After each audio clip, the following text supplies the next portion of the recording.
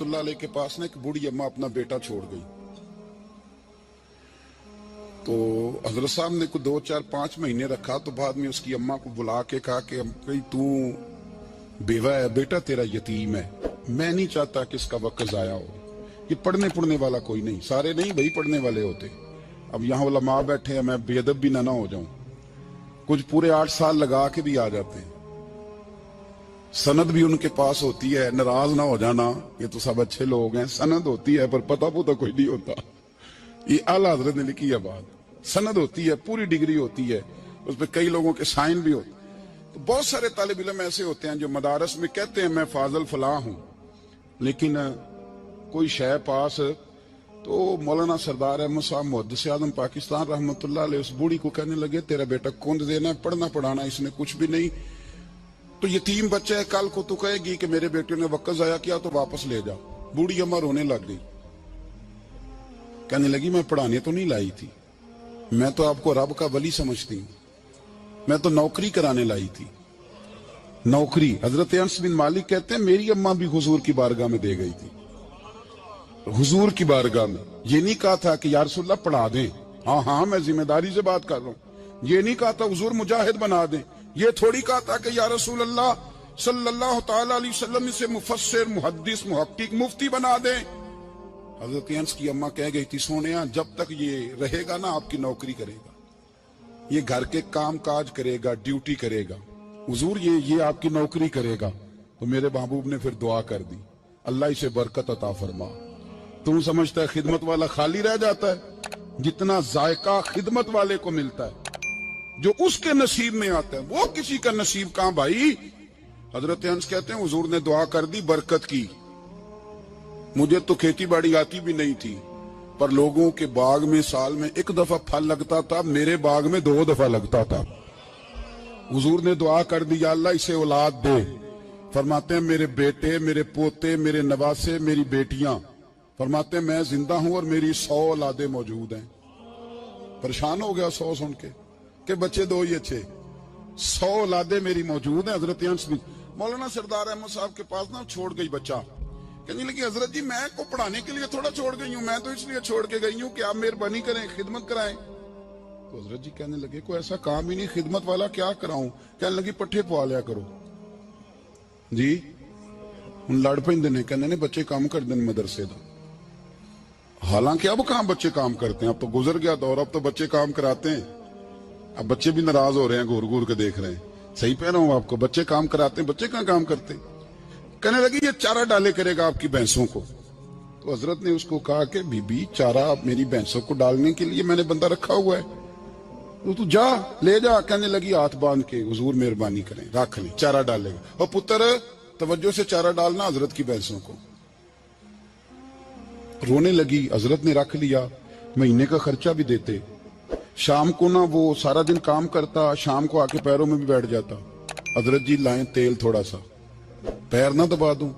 8 سال ساتھ والے پڑھتے رہے, یہ بیچارہ نوکری کرتا رہا. میرا روپ بھی نہیں تے میرا رنگ بھی نہیں, اور مینو یار منان دا ٹنگ بھی نہیں. کبھی کبھی نا حضرت بلال حبشی فارغ ہوتے نا تو نبی پاک کی بارگاہ میں عرض کرتے حضور کوئی کام تو نہیں, سارے ہو گئے, حضور جاؤں ذرا. چلے جاتے. ایک دن سلمان فارسی کہنے لگے یا رسول اللہ یہ بلال کہاں جاتا ہے. فرمایا جا دیکھ کے تو آ. حضرت سلمان واپس آئے تو آ کے رونے لگے. کہنے لگے سونیا جب یہاں سے جاتا ہے نا تو جا کے سیدہ فاطمہ کی چکی پیسنی شروع کر دیتا, بی بی صاحبہ کے کام کرنے لگتا ہے. گھر میں جا کے اسنین کی ڈیوٹی کرتا ہے, وہاں بھی کام یہاں بھی کام. وہ چارہ ڈالتا رہا, اس نے چارہ ڈالا. حضرت محدث اعظم کی بھینسوں کو دستار فضیلت کا وقت آ گیا, سارے پگڑیاں سجا کے آ گئے, آج دستار ہوگی. یہ نہ پیچھے ہو کے بیٹھ گیا, چونکہ پڑھا ہی نہیں تھا تو دستار کاہے کی. دستار تو اس کی جو پڑھے گا, ہم نے تو پڑھا ہی نہیں. ہم نے تو یار پڑھا, گھر پڑھا, ڈیوٹی کری. حضرت محدث اعظم رحمت اللہ علیہ کے ہاں جب اعلان ہونے لگا نا کہ اب دستار ہوگی, تو حضرت نے پہلا اعلان اس کا فرمایا. تو مجھے والا بندہ کپڑے بھی کدی کدی بدل دے نا. وہ کہتا ہے جس حال میں بھی تھا میں پلٹ کے دیکھنے لگا کہ پڑھا پڑھایا تو ہے, کوئی شے نہیں. یہ ماجرا کیا ہے. پیچھے سے اٹھ کے آئے, تو کہتے ہیں باقیوں کی دستار کسی عالم نے کی، کسی صوفی نے کی، لیکن یہ بھینسوں کو چارہ ڈالنے والا جب آیا تو محدث اعظم نے فرمایا پگڑی کے بال کو کوئی ہاتھ نہ لگائے، یہ ساری دستار میں نے کرنی ہے۔ اور فرماتے ہیں حضرت بال بھی دیتے جاتے تھے اور آنسو بھی بہاتے جاتے تھے، ماتھا بھی چومتے تھے، اور فرماتے تھے دستار کے بعد چلا تو نہیں جائے گا یار، مجھے تو عبادت بھی نہیں رہ گئی، مجھے تو چابیوں کو بھی نہیں پتا کون سی کہاں رہتی ہے، جائے گا تو نہیں تو رو پڑا، کہنے لگا سوڑیا جائے تو وہ جس کے پلے کچھ ہے ہو، آتا جاتا تو ہے کچھ نہیں، مجھے کس نے رکھنا ہے، میں نے کہاں جانا ہے، ادھر کہاں تو ادھر ہی رہوں گا۔ اس طالب علم کے سارے استاد بھائی کہتے ہیں اس نے دستار کرائی، پڑھا پڑھایا کچھ نہیں، پر جو مسئلہ اڑ جاتا تھا نا، وہ جو اڑ جاتا تھا نا، وہ جا کے اس سے پوچھتے تھے تو کتابیں کھولنے کی ضرورت نہیں پڑتی تھی۔ حضرت ام سلمہ رضی اللہ تعالیٰ عنہ کہتے ہیں میں نے عرض کی یا رسول اللہ صلی اللہ علیہ وسلم میری بچی بڑی بیمار ہے، تو مجھے کسی نے کہا ہے یہ تھوڑی سی نشے والی چیز ہے، یہ بنا کے تیار کر کے دو صحیح ہو جائے گی، بیمار ہے بچی تو یہ نشے والی چیز ہے، اس کو تیار کر کے دو، تھوڑا نشہ ہے۔ اگرچہ بعض میں نے شروع میں کہا بعض لوگ مریض کو، سخت مریض کو ایسی ادویات جو مجبوری بن جائے اس کی گنجائش اور اجازت دیتے ہیں، محتاط علماء تو اس میں بھی بہت ساری چیزیں پہلے بیان کرتے، لیکن اس نے کہا جی میرا نشہ دینا ہے شفا کے لیے۔ حضرت ام سلمہ کہتی ہے میرے نبی پاک نے میری طرف دیکھا، میری طرف، تو میں نے کہا یا رسول اللہ آپ کیا فرمانا چاہ رہے ہیں؟ تو نبی پاک نے فرمایا ام سلمہ کبھی ناپاک چیز میں بھی شفا ہوئی ہے، کبھی ناپاک چیز میں بھی، کبھی شراب اور خمر میں بھی شفا ہو سکتی ہے۔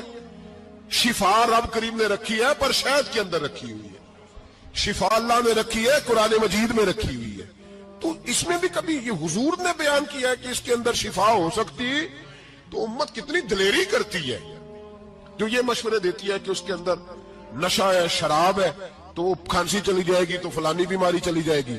نہ آؤ ان چیزوں پہ، نہ اپنے ایمان کو خرابی دو، اور نہ ایسی باتیں کرو جس سے کہ ڈائریکٹ رسول اللہ صلی اللہ علیہ وسلم کے واضح ارشادات کی مخالفت ہو۔ میرے نبی پاک صلی اللہ علیہ وسلم نے فرمایا، اور پھر کچھ لوگ کہتے ہیں تھوڑی پی ہے جی، اب تو میں تجزیے میں پڑھ رہا تھا کہ ایسی شراب ایجاد ہو گئی ہے، لوگ شراب پیتے ہیں اور وہ مست بھی رہتے ہیں، کار بھی چلاتے رہتے ہیں، کہتے ہیں جی نہیں ہمارا ذہن معاف نہیں ہوا تو یہ والی صحیح ہے، نشہ نہیں لاتی۔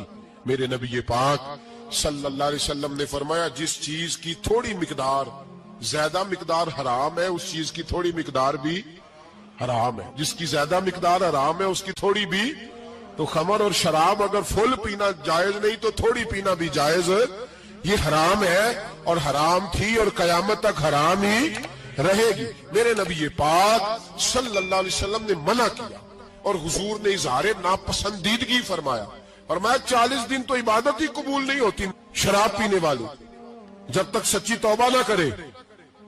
یہ لفظ جب ادا کرتا ہوں تو شرم سے میری زبان لڑکھڑاتی ہے کہ یار درباروں پہ بھی نشہ بکتا ہے۔ میں یہ بات کر رہا ہوں صوفیاء کا ترجمان، درباروں پہ، مزاروں پہ، اور سجادہ نشینوں تمہیں زمین نگل جائے، آسمان تمہیں لے اڑے، تم پر قہر نازل ہو، تم نے باپ دفن کر کے تو وہاں نشے کا اڈا بنا لیا، ماؤں سے بیٹے چھیننے لگے ہو، عورتوں کے سروں سے کپڑے چھیننے لگے ہو، سہاگ مارنے لگے ہو، بیٹیاں اور بیٹے یتیم کرنے لگے ہو، نشہ بیچتے ہو درباروں اور مزاروں پہ، یہ تماشا لگ گیا۔ آپ کیسے کروں یہ بات، پر کرنی پڑ رہی ہے، مجبوری ہے، یہ مضمون مکمل نہیں ہو سکتا۔ بند کر دیں وہ دربار، ہمیں نہیں چاہیے جن درباروں پہ نشہ بکتا ہے۔ میں ذمہ داری سے کہہ رہا ہوں، بات ریکارڈ ہو رہی ہے۔ جوتے کی نوک پہ وہ سجادہ نشین جو امت کو ڈرگز دیتا ہے، وہ سجادہ نشین کا ڈیرا نہیں، وہ گند کا اڈا ہے، وہاں سے فیض نہیں مل رہا، امت کی تباہی ہو رہی ہے۔ بتا دو، پھیلا دو، اس کو اعتراض کرنا کرو۔ میرے رسول پاک سید عالم صلی اللہ تعالی علیہ وسلم کا دین ضروری ہے، کسی پیر کی سجادگی ضروری، بولیے سجادگی ضروری، بڑی ذمہ داری سے کہہ رہا ہوں اور نمائندگی کر رہا ہوں اپنی جماعت کی۔ نہ ہمارے بزرگوں نے کل اس کی حمایت کی تھی، نہ آج کرتے ہیں، نہ قیامت تک کریں گے۔ بند کر دیں وہ دربار اور مزار۔ بزرگ دنیا میں یہ کام کرنے آئے تھے، اور ہماری سوچ اتنی گر گئی ہے، اتنے ہم کمزور ہو گئے۔ کہتے ہیں جب اس کو چڑھ جاتی ہے تو پھر بڑی معرفت کی باتیں سناتا ہے۔ تجھے شرم نہیں آئی یہ لفظ کہتے ہوئے؟ اب نشئی تجھے معرفت سکھائے گا؟ اب تو شرابی سے، بھنگی چرسی سے دین سیکھے گا؟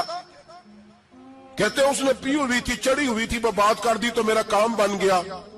اتنی گندی اور میلی سوچ صاحب ایمان کی ہوتی ہے، تو اب نشیوں سے جا کر دعائیں کرائے گا؟ سن، میرے نبی پاک صلی اللہ علیہ وسلم نے فرمایا جو شراب پی لے، نشہ کر لے، اس کی تو 40 دن تک عبادت رب قبول نہیں فرماتا۔ تو کہتا چڑھی ہوئی تھی تو اس نے دعا کر دی، تجھے شرم ہی نہیں آئی بات کرتے؟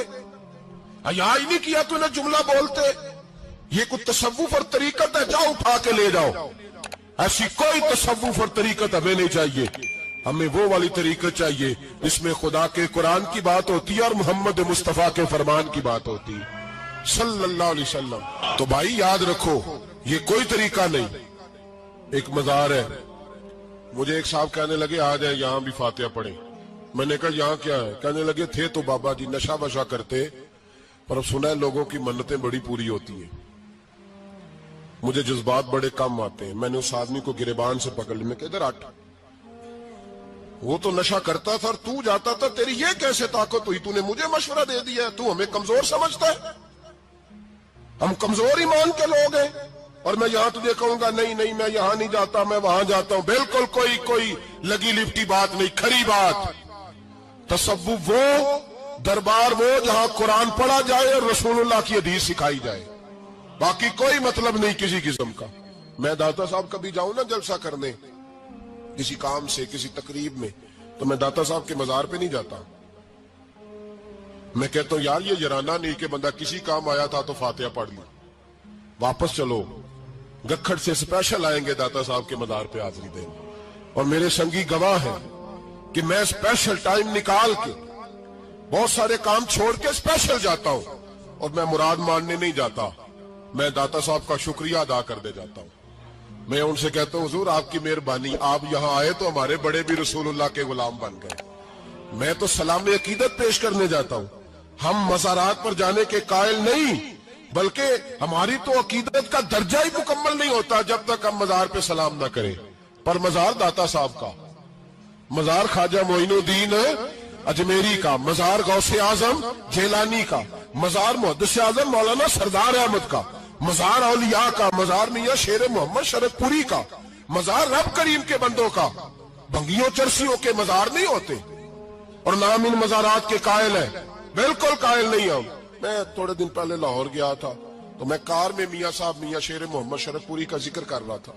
میں اپنے دوستوں سے کہہ رہا تھا یار بہت بڑا بابا ہوا ہے، تو مجھے کہنے لگی کرامت کیا ہے؟ میں نے کرامت یہ ہے کہ ساری زندگی سنت کا درس دیا ہے۔ تو مجھے کہنے لگے آپ کبھی گئے نہیں؟ میں نے کہا میں اسپیشل گیا تھا، اور تھوڑے دنوں کے بعد پروگرام بناؤں گا تو میں ساتھ لے کے جاؤں گا۔ ہم مزارات کے قائل ہیں، حاضریاں دیں گے مزاروں پہ، لیکن بھنگیوں چرسیوں کے مزاروں پر جانے کے قائل ہیں، زور سے بولے، یہاں جانے کے قائل ہیں، کوئی عقیدہ نہیں ہے ہمارا۔ نشہ بکے گا اب مزاروں پہ، اب یہ تصوف ہوگا وہاں، یہ طریقت ہوگی۔ اور ملت پر رحم کھاؤ، خدا را اگر تمہارے قومی ادارے کہتے ہیں رپورٹ کرنے والے کہ 70 لاکھ پاکستانی نشہ کرتا ہے، تو کیا تمہیں یہ نہیں پتا کہ نشہ بیچتا کون ہے؟ کیا تمہیں یہ نہیں پتا کہ ڈرگز کا کاروبار کون کرتا ہے؟ اگر تمہیں یہ پتا ہے تو کیا یہ خبر نہیں تمہیں کہ ان رگوں پر یہ خون اتارتا کون ہے؟ میں اپنے بزرگوں سے معذرت کے ساتھ، نشے کا آغاز، ناراض تو نہیں ہو جائیں گے بزرگ، نوجوانوں کو میں لتاڑ لیتا ہوں لیکن بزرگوں کی عزت کرنا سنت ہے، تو میں بزرگوں سے معذرت کے ساتھ یہ یوں سمجھ لیے خوگرے حمد سے تھوڑا سا گلا بھی سن لے۔ نشہ سگریٹ سے شروع ہوتا ہے، سگریٹ سے۔ میں تمباکو کو حرام نہیں کہتا، یہ فتویٰ نہیں دے رہا، تمباکو کا حکم وہی ہے جو مولی کا ہے، جو کچے پیاز اور لہسن کا ہے، کہ آپ جب کھا لیتے ہیں تو منہ سے بدبو آتی ہے، تو آپ مسجد میں آئیں تو آنے سے پہلے مسواک کریں، منہ صاف کریں، پھر آپ آ جائیں۔ تو جائز ہے, مکروہ ہے لیکن حرام. لیکن تمباکو سے آگے جب حالات بڑھتے ہیں, تجزیہ نگاروں نے لکھا ہے کہ ہمارے پنجاب کے کچھ علاقوں میں اب سگریٹ سے نکال کے نا, پہلے بھی بھرتے تھے لوگ اس میں بڑا کچھ, اب پتہ ہے کہ نیا نشہ ایجاد کیا ہے, اب اس کے اندر چرس بھی بھرتے ہیں اور چھپکلی کو مار کے سکھا کے خشک کر کے اس کو پیس کے وہ ساتھ نشے کے ملاتے ہیں, اور اس کا حال یہ ہوتا ہے کہ آدمی کو زیادہ نشہ ہوتا ہے, اور کہتے ہیں وہ اتنا گند ہے کہ وہ آدمی کسی کو دانت بھی لگائے گا تو وہ بندہ بھی بیمار ہو جائے گا. کیا یہاں لوگ اسپرٹ نہیں پیتے آپ کے ملک میں؟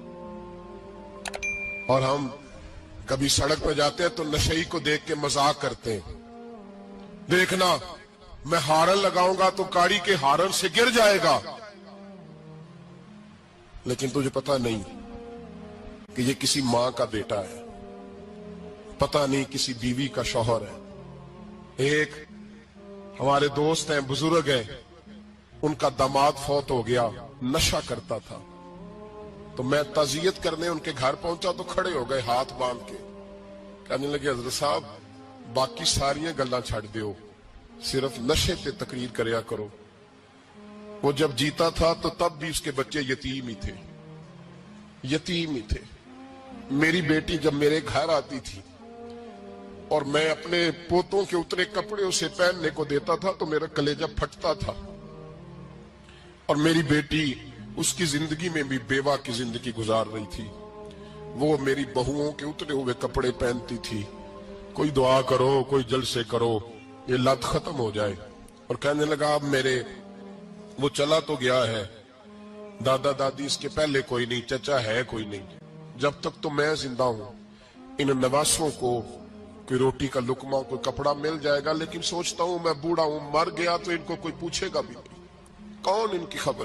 اتنا ظلم اس قوم سے, اتنی زیادتی, اور آرام سے لکھ کر لوگ گزر گئے کہ یہ 70 لاکھ ہے, ان کا درد تو سمجھو, تکلیف تو سمجھو. 7 فٹ کا سونا جوان اور نشے کا عادی ہے تو کسی نالی میں پڑا ہوا ہے. اور میں نے کہا اس قوم کے ساتھ اس سے بڑا بھیانک مذاق کیا ہوگا. کوئی دانشور تھا بڑا ظالم, اس ظالم سے کوئی مشورہ لینے آیا, اس نے آ کے کہا تو بڑا ظالم ہے, بڑے کڑوے مشورے دیتا ہے, میرا ایک دشمن ہے, میں اس سے بدلہ لینا چاہتا ہوں, میرا دل کرتا ہے اس کا بچہ قتل کر دوں تاکہ وہ تڑپے. تو ظالم نے کہا اسے قتل نہ کر, وہ تو اس کا باپ 2-4 مہینے رو کے چپ کر جائے گا, پھر میں سخت سزا دینا چاہتا ہوں, مشورہ دے. تو اس نے کہا اس کے بچے کو نشے پہ لگا دے, جس کا بچہ نشہ کرے گا وہ باپ روز مرے گا, روز جیے گا, وہ ماں روز مرے جیے گی, نشے پہ لگا دے. اس قوم کے ساتھ سب سے بڑا ظلم یہ ہوا کہ ملت کا جوان نشے پہ لگ گیا, ڈرگز پہ لگ گیا. اتنے تباہ حالات ہوئے کہ جوان چڑھتی جوانیاں, اماں نے کتاب دے کے بھیجا تھا, اور کالج سے واپس آئے تو نشے کے ٹیکے ہاتھوں میں پکڑے ہوئے, ٹیکے. اور آپ کے اس ملک کے اسلام آباد میں ایک دن میڈیا نے وہ خبر بھی وائرل کی اور وہ چیز بھی دکھائی لوگوں کو, 3 مہینے کا بچہ لے کے نشئی سڑک پہ آ گیا. اس نے کہا میرا نشہ ختم ہو گیا, میرا بچہ خرید لو, 2 پڑیاں دے دو.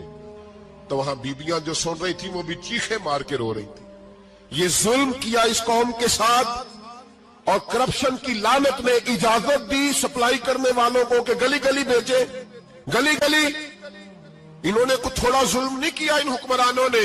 اور ہماری اپوزیشن, اس کو نہ صرف اتنا پتا ہے کہ یہ جائیں اور ہم آئیں, اس سے زیادہ کوئی غرض نہیں. بھائی کرپشن کے خلاف نکلے ہو تم, نشے کے خلاف کس دن نکلو گے, جوئے کے خلاف کس دن, قوم تو مر رہی ہے نشے سے, اس کے خلاف میدان میں کب آؤ گے. صرف اتنا ہے کہ یہ جائیں اور ہماری باری آئے, اس سے زیادہ کچھ نہیں. جتنے مجرم وہ ہے اتنے ہی تم بنتے جاؤ.